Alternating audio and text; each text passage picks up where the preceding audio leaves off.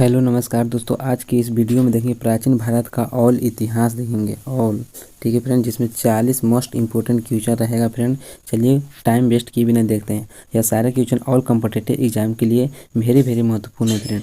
यदि आप यह सारे क्वेश्चन याद कर लेते हैं तो इसमें से कई प्रश्न लड़ सकते हैं फ्रेंड। चलिए यहाँ पे फर्स्ट नंबर क्वेश्चन बोल रहा है फ्रेंड, निम्न में से कौन प्राचीन भारत का के साहित्यिक स्रोत है? तो कौन है फ्रेंड, आप लोग बता सकते हैं। ऑप्शन नंबर ए में है यात्रा वृत्तांत, वेद पुराण, अभिलेख और मूर्ति कला व चित्रकला। तो यहाँ पे ऑप्शन नंबर बी सही हो जाएगा फ्रेंड, वेद व पुराण, वेद और पुराण। सेकेंड नंबर क्वेश्चन बोल रहा है फ्रेंड कि सिंधु घाटी सभ्यता किस काल की सभ्यता मानी जाती है? तो आप लोग बता सकते हैं फ्रेंड किस काल की। तो कांस्य काल की सभ्यता मानी जाती है, option number C. Three number Harappa की खुदाई सर्वप्रथम कब हुई? हड़प्पा की खुदाई सर्वप्रथम 1921 में, याद रखना फ्रेंड कब हुआ, तो 1921 में हुआ था हड़प्पा की खुदाई। फोर नंबर बोल रहा है निम्नलिखित में से कौन सा सिंधु घाटी सभ्यता का महत्वपूर्ण स्थान नहीं है? तो कौन नहीं है फ्रेंड, आप लोग बता सकते हैं। ऑप्शन नंबर बी याद रखना फ्रेंड, आजमगढ़ नहीं है। फाइव नंबर क्वेश्चन बोल रहा है हड़प्पा सभ्यता में विशाल स्नानागार का साक्ष्य कहाँ से प्राप्त हुआ था? तो साक्ष्य कहाँ से प्राप्त हुआ था फ्रेंड, तो बी मोहनजोदड़ो से प्राप्त हुआ था, ऑप्शन नंबर बी याद करते चलिए फ्रेंड। सिक्स नंबर बोल रहा है ऋग वैदिक काल का सर्वाधिक महत्वपूर्ण देवता कौन था? तो कौन थे महत्वपूर्ण देवता, आप सभी को याद होगा, इंद्र, ऑप्शन नंबर सी।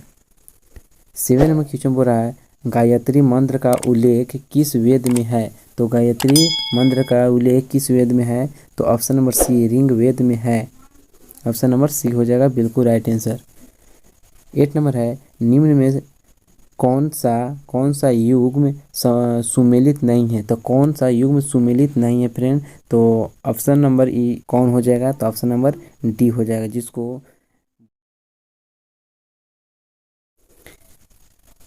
9 नंबर बोल रहा है कि उत्तर वैदिक काल का सर्वाधिक महत्वपूर्ण देवता था। उत्तर वैदिक काल का सर्वाधिक महत्वपूर्ण देवता कौन थे? तो कौन थे फ्रेंड, तो प्रजापति। कौन थे, तो Prajapati, option number C. 10 number बोल रहा है कि निम्नलिखित में से किस वेद की रचना गद्य एवं पद दोनों में से की गई है? तो गद्य एवं पद दोनों में से की गई है तो यजुर्वेद की। किस वेद की, तो यजुर्वेद की दोनों। 11 नंबर क्वेश्चन है कि भारतीय पुराणों की संख्या कितनी है? तो भारतीय पुराणों की संख्या आप लोग बता सकते हैं फ्रेंड, तो 18 है। कितना है, 18। 12 नंबर है महात्मा बुद्ध के गृह त्याग को बौद्ध ग्रंथों में क्या कहा जाता है? तो बौद्ध ग्रंथों में क्या कहा जाता है फ्रेंड, तो महाभिनिष्क्रमण कहा जाता है। 13 नंबर क्वेश्चन बोल रहा है फ्रेंड महात्मा बुद्ध को ज्ञान की प्राप्ति कहाँ से हुई? तो महात्मा बुद्ध को ज्ञान की प्राप्ति हुआ था, ऑप्शन नंबर सी, बोध गया में निरंजना नदी के तट पर हुआ था। इसको बोध गया को बोलते हैं उरुवेला। क्या बोलते हैं, उरुवेला भी बोलते थे। 14 नंबर है महात्मा बुद्ध ने अपना पहला उपदेश कहाँ दिया? तो अपना पहला उपदेश कहाँ दिया फ्रेंड, तो सारनाथ में। कहाँ दिए थे, तो सारनाथ में। यदि हमारे चैनल पर नए हैं तो लाइक शेयर और सब्सक्राइब कर दीजिए फ्रेंड, ताकि हमें भी मदद मिल सके और आपको भी मदद मिल सके।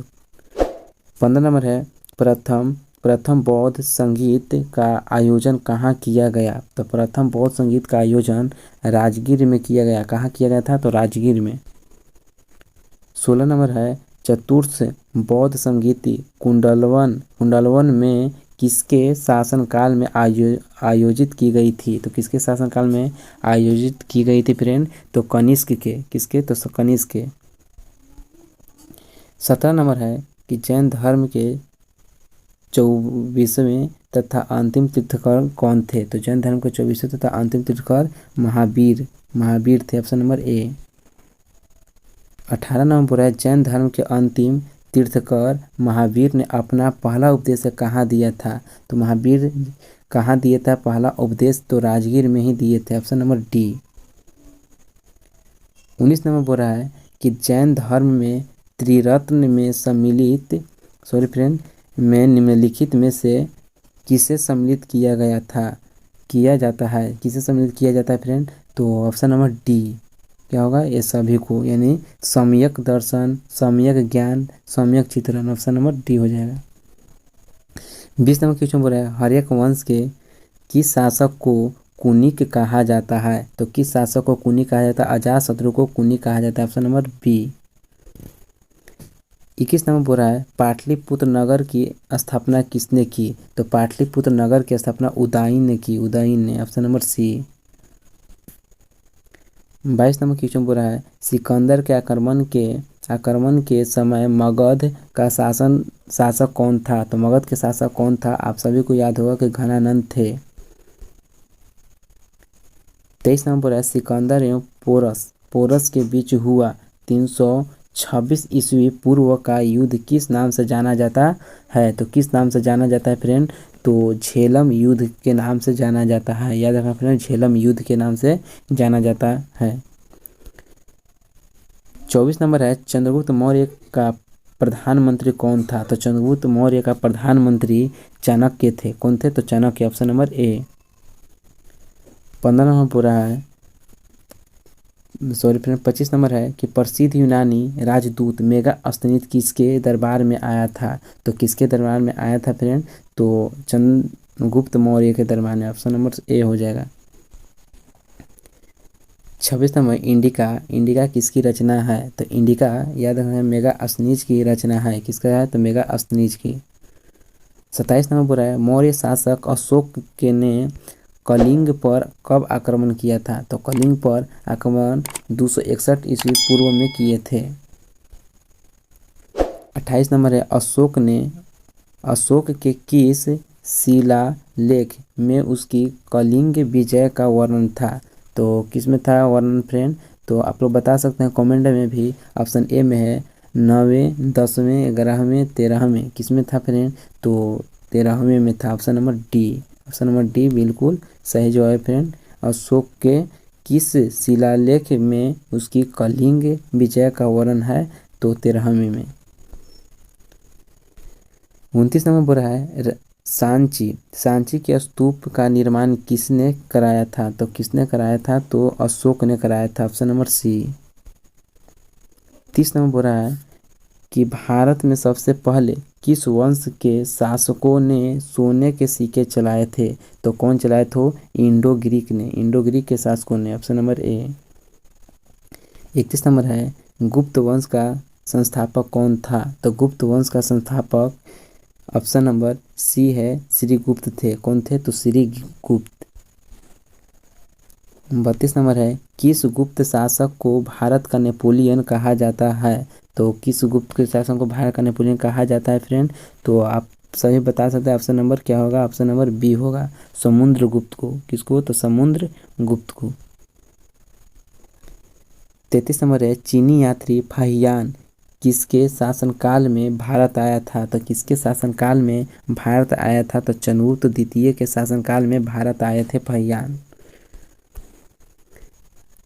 34 नंबर क्वेश्चन है फ्रेंड, यहाँ चंद्रगुप्त विक्रमोदय ने किस उपलक्ष्य में चांदी के सिक्के जारी किए थे? तो चांदी के सिक्के जारी किए थे, तो ऑप्शन नंबर डी संघ को और पराजित करने के, ऑप्शन नंबर डी याद रखना फ्रेंड। 35 नंबर है गुप्त स्थापत्य कला का सर्वोत्कृष्ट नमूना है। तो सर्वोत्कृष्ट नमूना कौन है फ्रेंड? तो ऑप्शन नंबर ए हो जाएगा देवगढ़ का दशावतार मंदिर। 36 नंबर स्क्रीन पर आ चुका है फ्रेंड।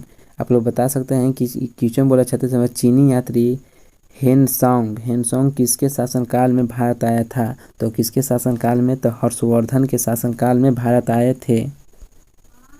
37 नंबर है हर्षवर्धन को नर्मदा नदी के तट पर किस शासक ने हराया था? तो किस शासक ने हराया था? तो पुलकेशिन द्वितीय ने हराए थे।